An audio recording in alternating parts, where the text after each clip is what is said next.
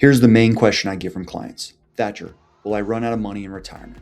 It's a fair question. It's the biggest concern we have. It's the number one fear. It really stems from people who've worked their whole lives, saved diligently, they've built a certain type of lifestyle, and they want to know whether or not they have enough.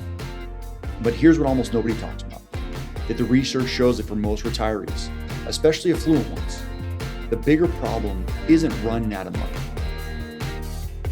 It's that they never actually get to spend it. You don't get to spend enough of your money. The fear holds you back. So today we're going to dig into a concept called the retirement consumption gap and the spending paradox. And by the end of the episode, we're going to see your retirement portfolio in a completely different way of spending your money. So let's get into it.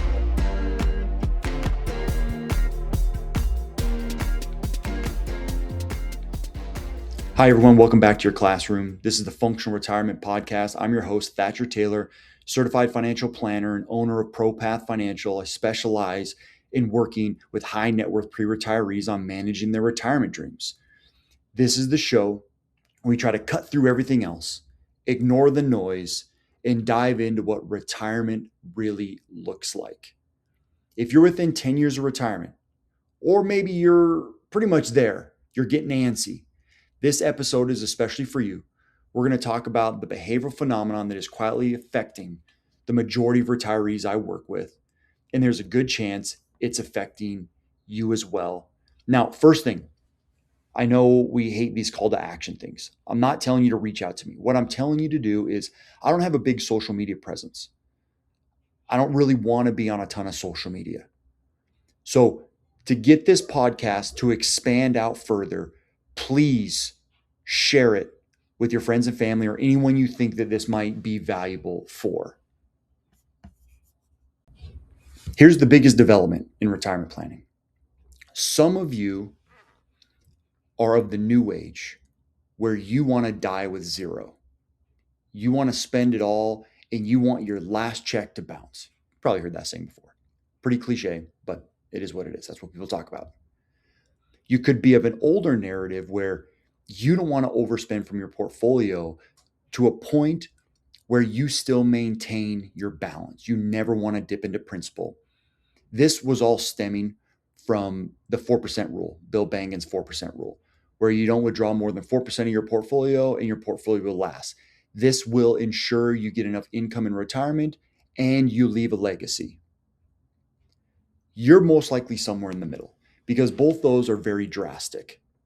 Now, in a nutshell, I only have a few clients that want to spend it all, but I don't have any clients on the 4% rule. So in your situation, it's probably the story we've all been told or you've heard about a million times. You spend your working years accumulating. Save, invest, build the nest egg, pay off the house. Then when you retire, you flip the switch and you distribute these assets. You turn on your own income stream. Especially since the pension game is running out. There are some unique pensions out there still. Some state and local governments still have some pensions. If you're a firefighter, for example, police officers, depending on where you're at. So you have some setups where you can build this income-based portfolio. Then you start drawing on that portfolio and you're spending the money. You're doing what you need to do because you know you can't take it all with you. It's either going to be spent or it's going to go to someone else. It's time to enjoy the fruits of your labor. And ideally, you time it just right. So either you write your last check or you pass away and you have a bunch left over.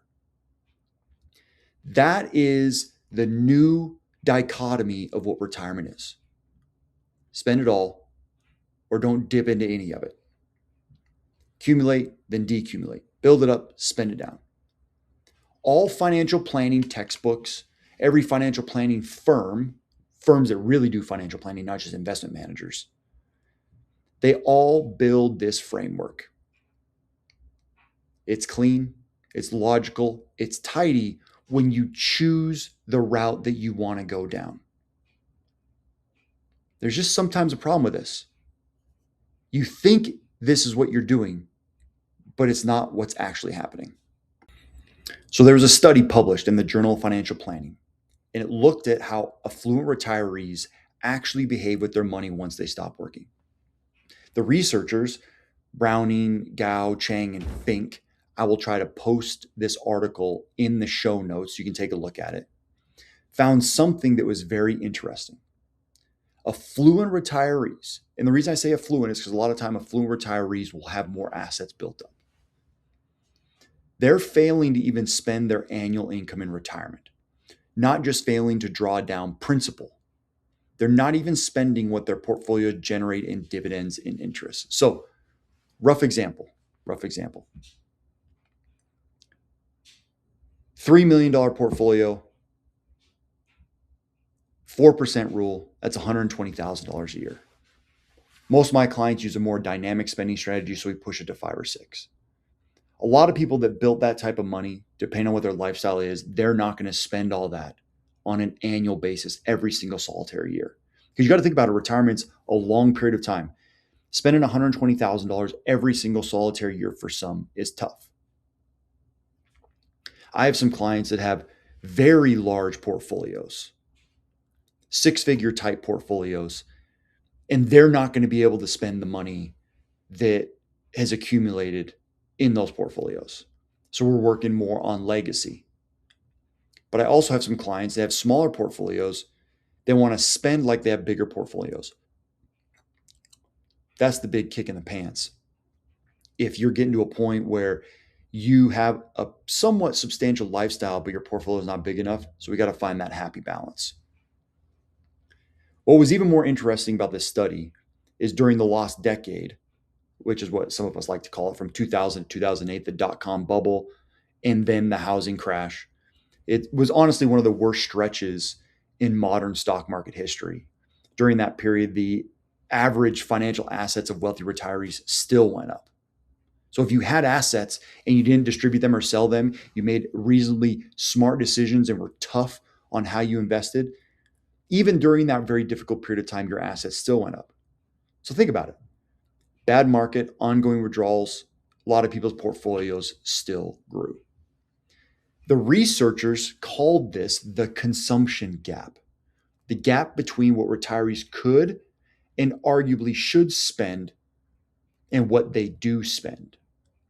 Sidebar, a lot of times we've noticed, you can read a bunch of books about it. There's 2 specific ones, the Millionaire Next Door, and then its subsequent follow-up that was written 20 years later, The Next Millionaire Next Door, basically shows that a lot of people that accumulate wealth, the majority of people out there, you don't really know they're super wealthy. They've just managed their income and expenses and saved a lot. And in doing that, they've cultivated habits that lead to spending less and investing more. So when they get to retirement, it's hard for them just to start spending.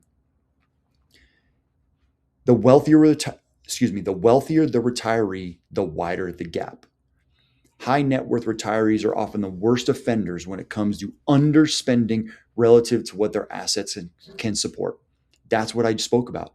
The 6-figure client that I have, telling them they can spend a few $100,000 a year, it's going to be a struggle to force them to do that. So it all just kind of depends. So why do retirees, people who have seemingly more than enough, hold back? There are a few things going on here, and I want to walk through each one of them because I think you'll recognize yourself in at least one of them. The first is the fear of the unknown. This is called longevity risk. Retirement has no finish line that you can see. We don't really know how long we're going to live. Anything could happen. So the unknown of potentially living longer than your money lasts is a big element for people trying to spend through their wealth safely. We don't know exactly what retirement will cost, but a good planner can get pretty dang close. But also at the very end, we don't know how much healthcare is going to cost. We don't know how much inflation is going to be, which could affect the distribution. Is it 2 or 6% over the next decade? We don't know what the markets will do. What if the market has a bad decade? We talked about that before, but what if it's a really bad decade?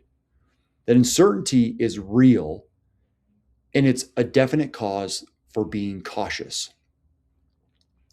Next is something we've already spoke about, the saver's identity. Most of the people I work with spent 30 or 40 years getting really good at one thing, accumulating. Spending felt potentially irresponsible. Saving felt virtuous. It felt like the right thing to do. That psychological wiring doesn't just disappear on your retirement date. For many retirees, watching the portfolio balance go down, even when they plan for it, creates genuine anxiety. They feel like they're doing something wrong, even when they're not. And third, the math actually potentially supports early restraint. This is the part that might surprise people, but actually works in the saver's identity's favor. It's something that financial planner and researcher Michael Kitces has written about extensively. Even in a plan where you intend to fully spend your portfolio over 30 years, the math requires the balance to grow a little bit in the early years. And I see that in a lot of my financial plans, my income distribution strategies. If we're making big distributions from a portfolio or the portfolio is supporting the majority of the income, if you don't get a lot of good growth in the early years and you over distribute, it can be a problem. Now, the size of your portfolio helps add a buffer to this. So those of you that are low income, low spenders relative to your portfolio, it works in your favor. At this juncture, you wouldn't actually touch principal until well into your second or maybe third decade. Maybe even in the final years would you see a real drawdown. This is where I talk about the final answer for a lot of people comes down to what it looks like in the last years of your life. So some of the underspending isn't irrational. It's actually pretty logical. But also, if you're trying to die with zero or you want to be more of an aggressive spender, you just need to be aware that a better market is better for early distributions that are sometimes bigger. And being able to map that out through retirement is very important. So for many retirees, the fear goes well beyond what's mathematically justified.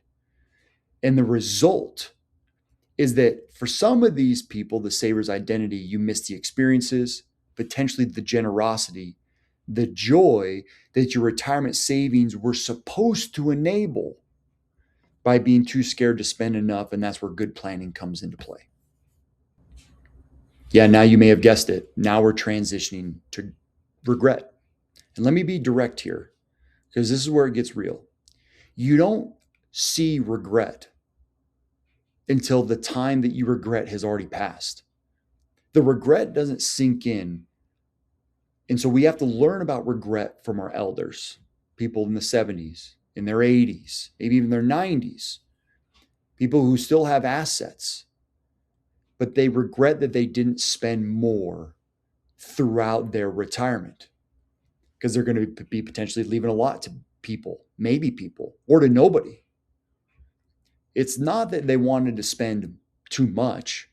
It's just maybe they could have spent a little bit more. Maybe they should have taken those trips that they were avoiding because they were scared. Maybe the grandkids that they didn't spend enough time with, the trip to Europe or Korea or Japan that they didn't really get to navigate because they were too nervous. The next element of retirement and spending is your happiness. It matters. But the only way to really be happy is to be comfortable with the plan and the strategy in place. Research on retirement happiness specifically consistently shows that people overestimate how much they'll want to travel and spend in their 80s. Okay? But a lot of times we run into people that didn't travel enough. So some people think they're going to travel a ton, but health comes into play. But there are some people who are like, man, I should have traveled a little bit more. So that's why we break up retirement into certain segments or certain years. We talked a little bit before about having a good market in the first few years. That it's really important to have good market years in the first years of distribution, in the event we overdistribute in what they may call the go-go years. The active, adventurous phase of early retirement. The first few years where you really try to do what you want to do. You're excited to be here. You want to make sure to retire the way that you've envisioned. But that may be shorter than you think depending on your health. But then by your mid-70s, most retirees have naturally slowed down. Spending actually tends to decline in real terms as retirement goes on. So now we're talking about a little bit different of a retirement methodology where we're spending more early and then declining later. This is what I talked about in the beginning of the podcast where I said $120,000 off a $3 million portfolio that maybe people struggle to spend all that money. Now we've segmented it out into different time frames within the retirement timeline, different silos, where maybe you need 130 early, but you're only spending 90 later. The window to enjoy your wealth is more narrow than you may think, unless you're very active and healthy, which we'll talk about in a second.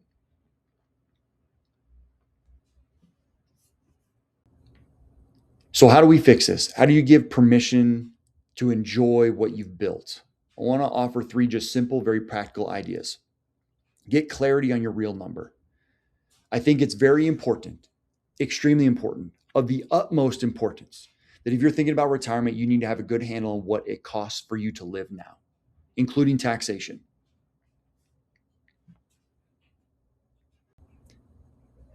Then we look at the remaining assets that you have and what's going to be utilized as your income or from your utilized for your income in retirement.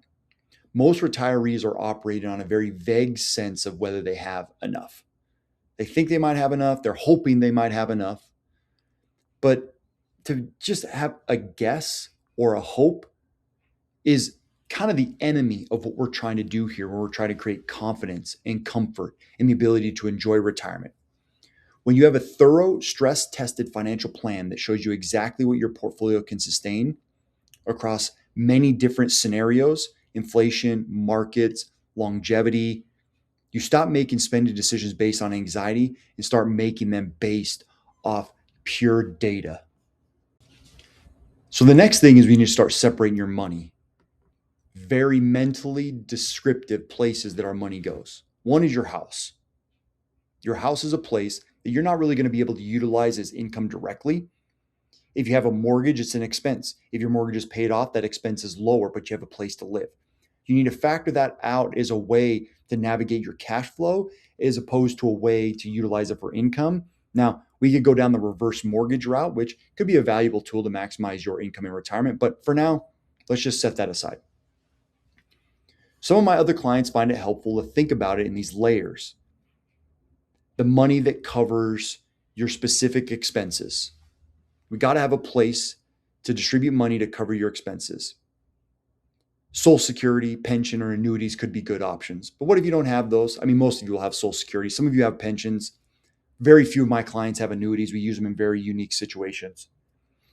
But those help cover some expenses, but then we need to distribute from your portfolio. That's your withdrawal rate.